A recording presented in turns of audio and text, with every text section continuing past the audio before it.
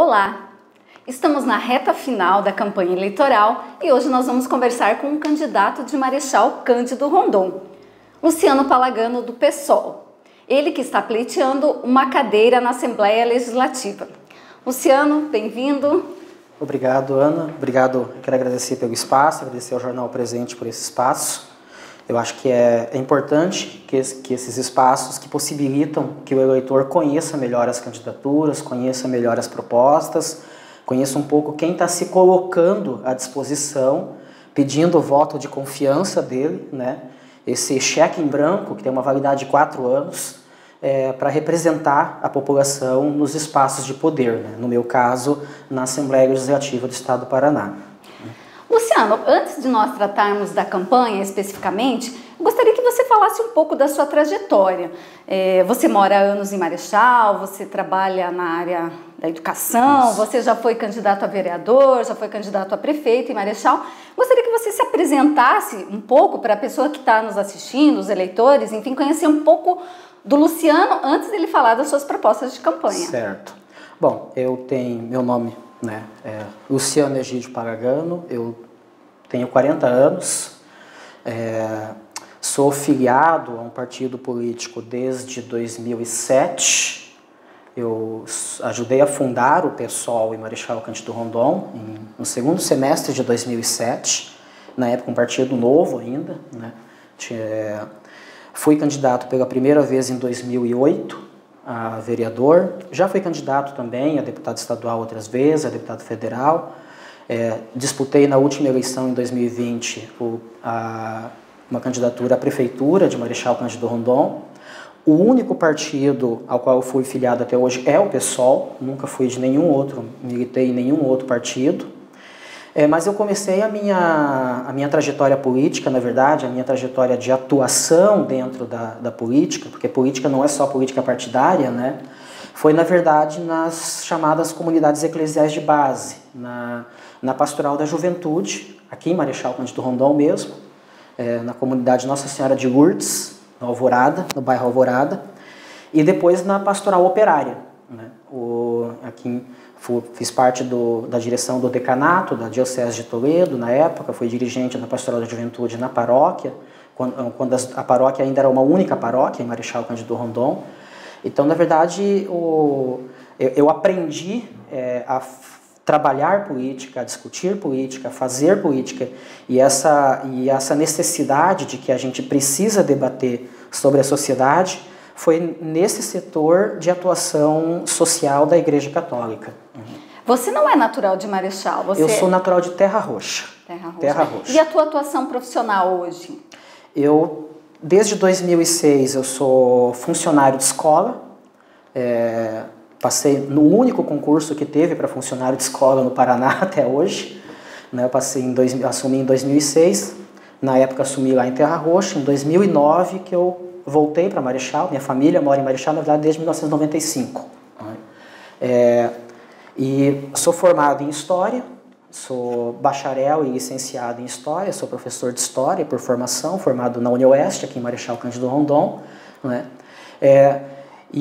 Mas a minha atuação, meu cargo dentro da estrutura do Estado é de funcionário de escola. Hoje, desde fevereiro, eu estou residindo em Toledo, né? Hoje eu estou residindo em Toledo, mudei em Toledo, meu domicílio eleitoral continua em Marechal. Eu estou agora trabalhando em 2 escolas em Toledo, no Jardim Porto Alegre e no Colégio Dario Veloso. Aqui eu trabalhei 10 anos no Frentino Saxer, no Colégio Sereta, e os últimos, de 2019 a 2021, eu estava como secretário da escola do campo de Novo Três Passos. Luciano, a tua candidatura, ela tem uma construção coletiva. Ela é uma candidatura solo, mas que tem um trabalho coletivo. Isso. Como é que funciona isso? Você consegue explicar pra gente? Tá, eu vou tentar explicar. Essa ideia das candidaturas coletivas, elas começam a surgir principalmente a partir de 2014.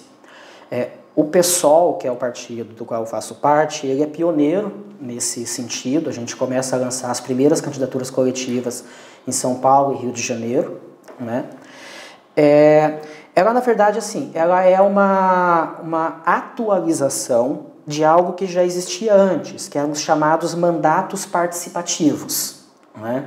O que era o mandato participativo? O mandato participativo era quando, por exemplo, um candidato ou uma candidata, ele firmava compromissos com lideranças comunitárias, com lideranças de movimentos sociais, e caso eleito, essas lideranças teriam acesso direto ao mandato, podendo inclusive pautar o mandato em algumas questões de votação. Então, era uma tentativa de democratizar os mandatos, né, de deputados, e tanto estaduais como federais.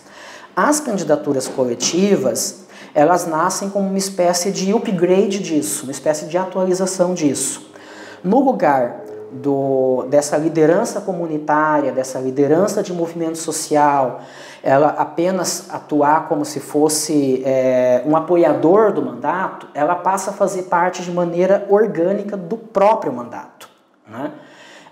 Então, por isso que a gente constrói a terminologia do chamado co-candidato, né? Ou co-candidata. Infelizmente, inclusive, apesar da nossa candidatura ser uma candidatura para a Assembleia Legislativa, deputado estadual, então não é uma coisa, por exemplo, que eu vou ter poder de pautar, porque tem a ver com legislação eleitoral, mas nós estamos levando para colocar esse debate na mesa que a gente precisa regulamentar isso, porque não tem regulamentação, né? Hoje, a única coisa que tem sobre regulamentação, sobre candidatura coletiva, é uma resolução do TSE, se eu não me engano, de abril desse ano, sobre o nome de urna, né, que autorizou usar o nome do coletivo junto com o nome da pessoa que representa esse coletivo. A gente precisa regulamentar isso na nossa defesa para dar mais espaço e mais poder para os co-candidatos. Hoje, por exemplo, se vamos supor que aconteça alguma coisa com alguém que é eleito numa candidatura coletiva, os co-candidatos não podem assumir no lugar, né? Ele é o suplente direto dentro do partido, né? Mas numa candidatura coletiva, o eleitor muitas vezes vota por causa do co-candidato, não por causa do candidato oficial. Então, a gente está defendendo essa regulamentação.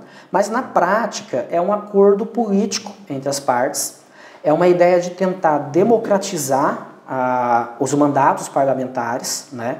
Então, por exemplo, na candidatura coletiva que eu estou construindo, que se chama Coletiva Esperançar, nós estamos usando o termo porta-voz, então eu sou apenas o porta-voz dessa candidatura. Na Justiça Eleitoral é o meu nome que está registrado, vai aparecer a minha foto na urna, na eleição, mas qualquer votação que acontecer na Assembleia Legislativa, principalmente se for uma votação que diga respeito a alguns dos setores representados dentro da candidatura coletiva, a gente vai discutir primeiro coletivamente a posição que eu vou tomar nessa votação, né? Então eu não decido por mim, é o coletivo que decide e eu vou apenas cumprir com a decisão tomada anteriormente. E a sua candidatura, ela tem quantos co-candidatos? Nós somos um coletivo de 12 pessoas, né? A maioria deles são educadores, tem um representante, né? Aí tem, aqui de Marechal Cândido Rondon, nós temos 3 representantes nessa candidatura coletiva, eu mesmo, que estou como porta-voz, temos o Ismaioli, que é do movimento estudantil, acadêmico da UniOeste, o Sandro Lauret, que é carteiro aqui em Marechal, e ele atua no Sindicato dos Correios, né? Nós temos um professor em Toledo também, que é o professor Ezion, ele foi dirigente da PP Sindicato até o final do ano passado, professor Evaldo em Campo Mourão. Na região metropolitana de Curitiba, nós temos o professor Sebastião, que é de São José dos Pinhais, e o André Brondani, que ele trabalha nos eletricitários da Copel. Então ele atua nessa área, ele faz a fiscalização ambiental, né, nessa parte energética. E no litoral, nós temos a professora Alessandra Manhes, de Pontal do Paraná, e o professor Jefferson Kaibers, de Cascavel, e a professora Ana Paula, ali na região de Jacarezinho, na região fronteira do Paraná com São Paulo. Contemplando várias regiões do estado. E em Terra Roxa nós temos uma liderança Guarani que também está fazendo parte da candidatura coletiva. Então, nessas localidades, todos trabalham de forma coletiva. Dentro do seu espaço de atuação. E aí você, que no caso a pessoa que decidir, o teu eleitor que votar, vai digitar o teu número e vai aparecer a sua foto, mas o comprometimento, digamos assim, é coletivo. Né? Certo.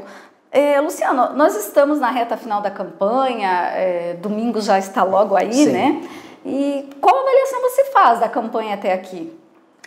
Olha, essa está sendo uma campanha, na verdade, porque a gente não está numa situação normal, infelizmente. Né?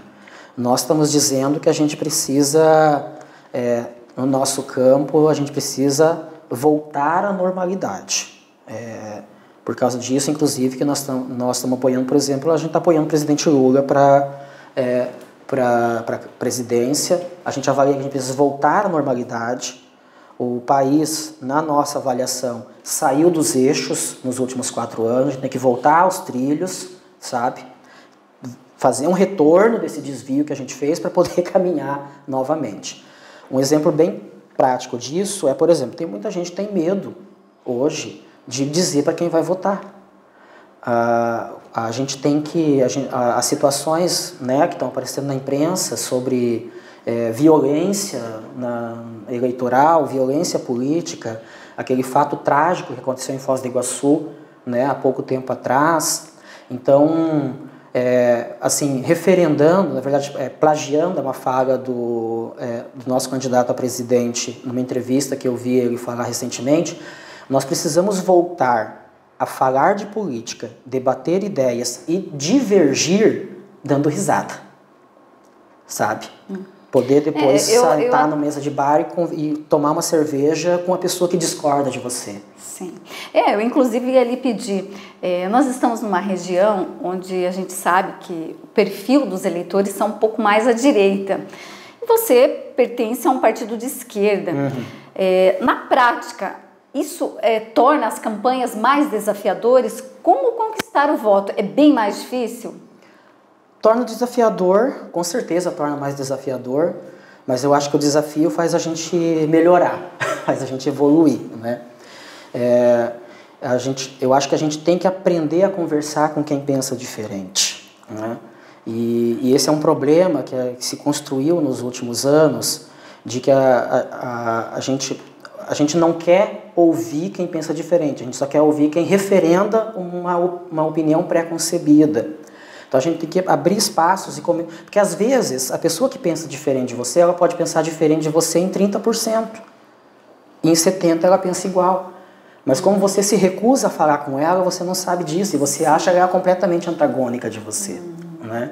Muitas vezes acaba rotulando. Exatamente, a coisa dos rótulos. E infelizmente as redes sociais colaboraram muito nisso, né? Uma coisa que a gente achou que viria para democratizar, acabou criando mais bolhas ainda, né? Falando em redes sociais, como você tem feito o seu trabalho? Está mais naquela questão do corpo a corpo ou está mais focado nas redes sociais? Ou tem usado as duas na mesma medida? Eu diria que a gente está fazendo ambos. As redes sociais a gente está usando também bastante, né? Mas o trabalho no corpo a corpo, na nossa avaliação, ainda é o mais importante para um debate eleitoral, para uma campanha. Eu mesmo, pessoalmente, acredito que é muito mais qualificado você conversar, sentar com o eleitor, olhar olho no olho, né? Mesmo que ele diga que, olha, eu não vou votar em você, mas pelo menos você conversou com ele, pelo menos falou pessoalmente com ele. As redes sociais, elas acabam servindo muitas vezes para uma construção de marketing, de propaganda, de publicização, mas eu acho que dificilmente elas convencem alguém, né? Acho que para você convencer alguém, você tem que ter tempo para conversar com elas, né? Com a pessoa. Sim. Luciano, você falou, né, agora mesmo, toda essa importância de conversar o corpo a corpo com o eleitor. Como como você tem encontrado o eleitor? O eleitor, ele está mais intenso, mais interessado na política? Ele está abrindo espaço para esse diálogo? Qual a tua experiência na prática que você tem vivido nessa aí? campanha agora, eu não vivenciei ainda nenhuma situação tipo assim de rejeição absoluta de debate, de conversa. E das co-candidaturas que fazem parte da candidatura coletiva, a gente também não recebeu nenhum relato nesse sentido, né? Eu acho que talvez um problema talvez seja o fato que o eleitor deixa para a última hora, né, para se decidir, ainda mais em candidatura proporcional para deputado, né? Mas eu acho que existe sim um interesse do eleitor de tentar conversar, de tentar dialogar, de saber quem é o candidato. O que eu acho que talvez tenha rejeição é aquela coisa do ficar panfletando, você tá ali, agora mesmo, antes de ontem eu estava em Curitiba, no calçadão da 15, eu mesmo, você passa na 15, e isso realmente enche o saco, sabe? Um monte de gente te entregando papel, um monte de cabo eleitoral pago te entregando papel ali. E isso eu acho que cria rejeição, né? Mas daí, quando eu chegava, conversava e dizia, olha, eu posso te entregar o material, eu sou o candidato. Sabe? Aí muda. Aí muda, porque daí a pessoa quer conversar, sabe? Uhum. Então o eleitor realmente está um pouco mais interessado. Você inclusive falou há pouco, já participou de várias campanhas eleitorais, você tem experiência nisso. Você diria que essa é a mais difícil, é a mais polarizada da qual você já participou? Eu acho que sim, exatamente por causa desse contexto, né? A gente tem uma situação, as pessoas estão com medo muitas vezes de se pronunciar, de se colocar. A gente tem visto que existe uma determinada pressão, né, de alguns setores para que as pessoas tomem posições que não necessariamente elas concordam. Então você vê que tem pressões de outros tipos. Então acho que existe sim essa... E a gente está constantemente com aquela coisa do receio. O que será que vai acontecer depois do dia 2 de outubro? Na tua opinião, o que vai acontecer? Eu espero que aconteça o procedimento normal. Né? Que quem for eleito, seja quem for, no início do ano que vem, assuma normalmente e a gente faça a transição como tem que acontecer, caso tenha que haver uma transição, se a pessoa que está hoje candidata for reeleita, mas que as coisas aconteçam normalmente, como tem que ser numa república democrática. Mas pela primeira vez, em todas as campanhas que eu já participei, é a primeira vez que a gente faz essa pergunta. A gente está na dúvida. E nesse intervalo, do dia 2 de outubro até o dia 1º de janeiro, o que pode acontecer? Pela primeira vez, a Embaixada dos Estados Unidos teve que se pronunciar, dizendo, nós iremos referendar o resultado das urnas, não importa qual for. Pela primeira vez, outros países estão dizendo que vão aceitar o resultado das urnas no Brasil. A gente nunca vivenciou uma situação como essa, desde a redemocratização. Então, infelizmente, não é uma campanha normal nesse sentido. Luciano, o PSOL no Paraná, ele tem federação com a rede. Isso. Nessa chapa que vocês lançaram para candidato estadual e federal, qual que é a previsão? Quantos vocês estimam ser possível eleger? Tá, com a federação, pela primeira vez na história do PSOL no Paraná, a gente conseguiu lançar uma chapa completa para federal e a gente está com uma chapa praticamente completa também para estadual. Então, na nossa avaliação, nós acreditamos, a gente tem esperança que é possível e que vai acontecer do PSOL, da Federação PSOL Rede no Paraná, eleger pela primeira vez um deputado ou uma deputada federal e também um deputado ou uma deputada estadual. No caso estadual, nós estamos pleiteando essa vaga. Certo. Falando especificamente da sua candidatura, a gente sabe que é difícil falar em número de votos, eleição é sempre uma incógnita, a gente só sabe depois que as urnas realmente mostrarem os números. Mas você trabalha com alguma estimativa, algum número de votos? A gente fez um levantamento, a gente fez uma estimativa. Claro que toda estimativa, muitas vezes, às vezes ela erra para baixo, às vezes erra para cima, né? Mas nós estamos trabalhando com uma estimativa de votos de pelo menos entre 10 a 14, né?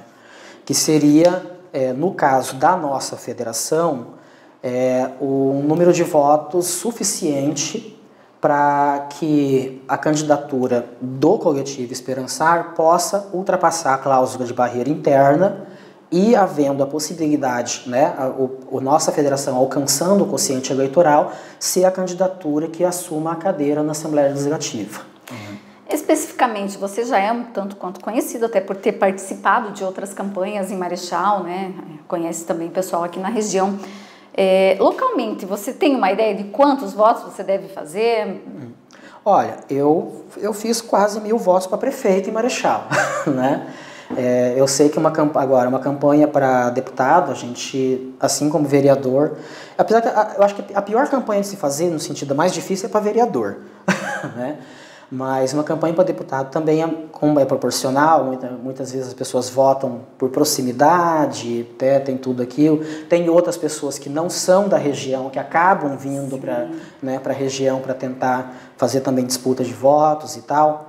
Mas eu espero fazer pelo menos uns 2000 votos em Marechal Cândido Rondon e região, né? Essa é a minha meta aqui para né, Marechal e região, né? Uhum. Ao governo do estado, o PSOL, a federação, enfim, tem uma candidata, Isso. É a professora Ângela. Professora Ângela. Dos candidatos postos, 2 aparecem melhor colocados nas pesquisas, que são o Ratinho Júnior e o Requião, né? O governador e o ex-governador. Inclusive, as pesquisas têm apontado que o Ratinho Júnior pode ganhar, né, se eleger já no primeiro turno. Qual a sua opinião? Você acredita que vai mesmo, que ele vence no primeiro turno? Como educador, eu espero que não.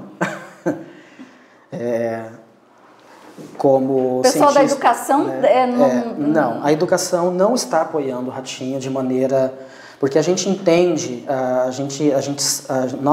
a educação paranaense vivenciou nos últimos 4 anos tem vivenciado problemas muito graves sobre essa gestão. Nós temos hoje, nas escolas do Paraná, mais de 70% dos profissionais de educação estão trabalhando sob efeito de remédios. A gente tem um problema de adoecimento nas escolas muito grave mesmo. E daí, por exemplo, no meu caso específico, eu sou funcionário de escola, como eu falei na minha apresentação. Ele acabou com os cargos dos agentes educacionais 1 e os agentes educacionais 2 para abrir a porta da educação para a terceirização. Então, e terceirização que a gente viu o que aconteceu no final do ano passado e no início desse ano, aqui no Heron Domingues. Um monte de funcionário que estava sem receber salário. Então, assim, esses problemas estão acontecendo dentro da rede estadual de ensino. Eu fui secretário 3 anos na Escola Estadual do Campo em Novo Três Passos e existe uma política nos últimos 4 anos de tentar fechar as escolas do campo. De tentar fazer com que os alunos que são filhos de agricultores, que moram no interior dos municípios, tenham que pegar um ônibus para andar 20, 15, 10 quilômetros para estudar numa escola na cidade. Então, assim, é uma política de gestão que pensa a educação como gasto e não como investimento. Então, por causa disso, a educação não está apoiando o atual governador. Mas você acredita que ele vai vencer no primeiro turno? É difícil de dizer, obviamente, né? Mas assim, infelizmente, os dados estão apresentando. Como cientista social, eu tenho que me ater aos dados, né? Infelizmente, os dados estão mostrando isso. Já no cenário nacional, você já comentou aqui no começo que o PSOL ele apoia o candidato à presidência da República, Lula. Isso. E o Lula tem sido o candidato que está aparecendo na liderança das pesquisas. Inclusive, nas últimas semanas, cogita-se muito a possibilidade da eleição já no primeiro turno. Oxalá. Você acredita que a eleição termina no domingo ou teremos segundo turno? Nós estamos brigando para terminar no domingo, né? Mas ainda está na margem de erro, né? Ainda está na margem de erro. E eu acho que daqui até domingo muita coisa pode acontecer ainda, né? A gente sabe, pegar um exemplo bem prático. Cascavel, alguns anos atrás, aconteceu um fato como esse. O candidato começou a campanha com 2% e terminou eleito prefeito, né, da cidade. Então, a pesquisa é sempre uma projeção do momento, né? Eu espero que ela termine a eleição para presidente domingo, né? No dia 3 de outubro, a gente já tenha isso definido e que a transição seja normal. O que os rondonenses e os eleitores da nossa região, enfim, os eleitores em geral, eles podem esperar do Luciano Palagano se eleito deputado estadual? Então, a nossa região é uma região basicamente, em questão econômica, basicamente agrícola, né? E a gente entende isso e a gente entende que é preciso fortalecer a agricultura, mas a gente está defendendo um outro modelo de agricultura. Nós estamos defendendo que é preciso que haja políticas estaduais, políticas públicas de fomento, por exemplo, para a transição agroecológica, para o agricultor que queira fazer a transição agroecológica. Marechal Rondon já é um exemplo nisso, em questão da agroecologia. Marechal Rondon é um dos municípios no Paraná que mais tem agricultores certificados em questão agroecológica. A política, aqui nós temos uma legislação aprovada que faz a compra direta desses agricultores para merenda escolar, né? Eu acho que esse tipo de coisa podia ser copiado pela gestão estadual. Agora, semana passada, eu fui no Centro de Apoio ao Pequeno Agricultor, assinei a carta de apoio à defesa da agroecologia. E assim, eu sei que, por exemplo, o processo não é fácil mudar da agricultura tradicional, né, para a agricultura agroecológica. Existem custos, existe toda uma questão de momento de transição, que você tem que deixar a terra descansar, ela ser descontaminada, né? E tem toda a questão do entorno. Então é por isso que é preciso que haja políticas públicas que possibilitem isso. Porque assim, conversando com diversos agricultores, ao longo de todos esses anos, todas essas campanhas que eu fiz, eu sei que tem muito agricultor que, se tivesse chance, mudaria. Primeiro porque é mais saudável para ele, para sua família, para quem trabalha para ele. Segundo, porque o valor agregado também é maior, né? E a gente avalia que a agroecologia é a agricultura do futuro. Essa agricultura tradicional que a gente tem hoje é a agricultura do passado.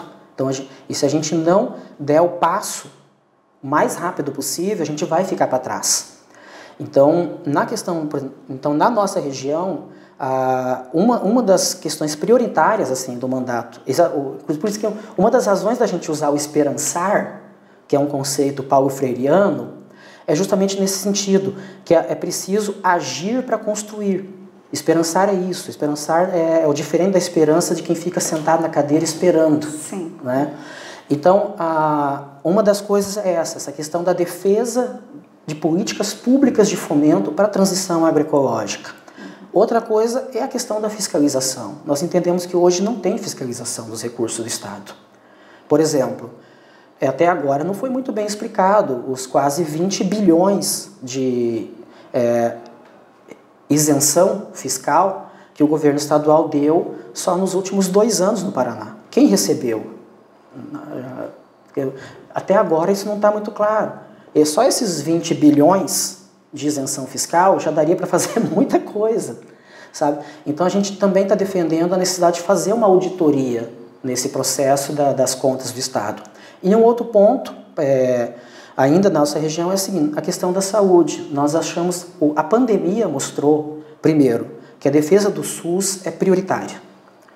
Se nós não tivéssemos um sistema único de saúde, público, universal, gratuito, estruturado no Brasil, que é exemplo para o mundo, no nosso país, a situação da pandemia teria levado muito mais vidas no Brasil.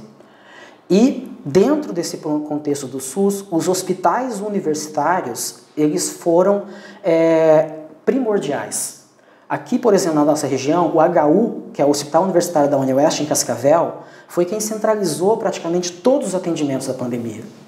Então a gente precisa ampliar o orçamento, a estrutura e melhorar, inclusive, a qualificação e também remunerar melhor as pessoas, esses profissionais que trabalham e atuam nos hospitais universitários.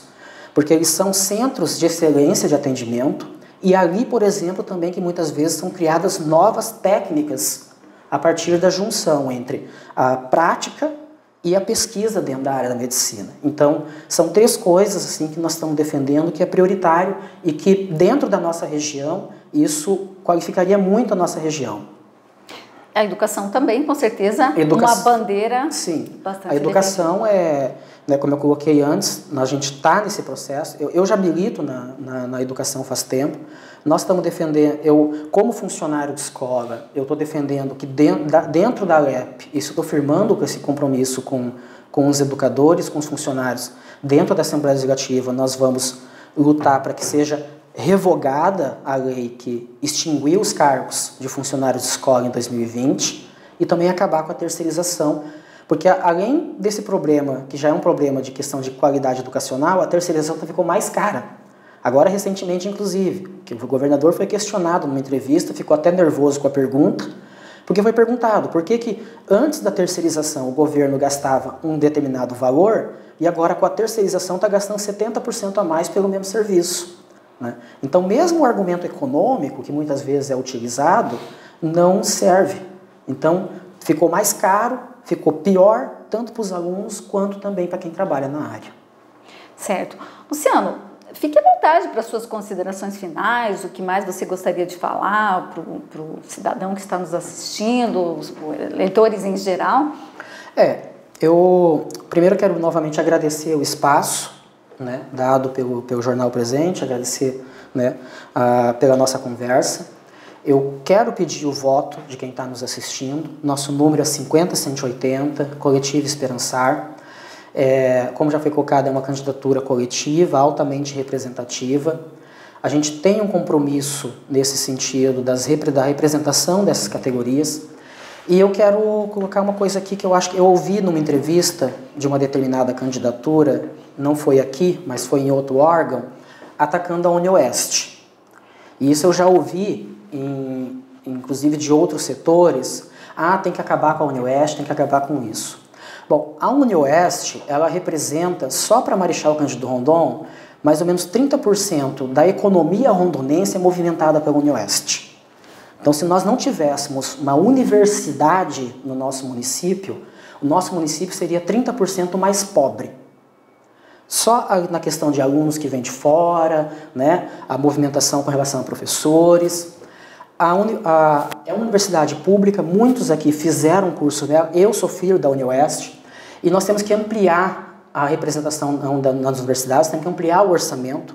O Estado do Paraná investiu esse ano 30% a menos do que São Paulo nas suas universidades estaduais. Então, eu também quero firmar esse compromisso com a UniOeste. Se tem gente que diz que tem que acabar com a UniOeste, bom, eu estou dizendo que tem que ampliar a UniOeste e abrir mais cursos para ter mais possibilidade para quem não tem condições de pagar um curso privado para fazer universidade pública. Luciano, eu agradeço a sua presença, o bate-papo e desejo sucesso aí na sua reta final nessa corrida eleitoral. Obrigado, Ana. Obrigado novamente. E vamos lá, se der, 50-180, Coletivo Esperançar.